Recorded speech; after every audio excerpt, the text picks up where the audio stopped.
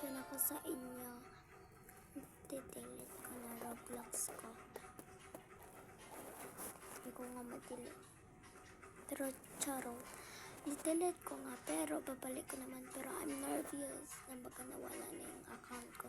Para lang sa Delta for Brookhaven. Hindi ko na lang gagawin. Nervous ako. Pero meron akong email. Nervous talaga. Nervous. Nagtitingin na lang ako ng TikTok. Abang ang ganda na avatar ko ngayon. Pero babadi pa yan. Kaya nga gusto ko nga ng Delta. Hindi na gumagana sa ID code. So, try ko. Nervous. So, pwede naman tatay ko. So, bye.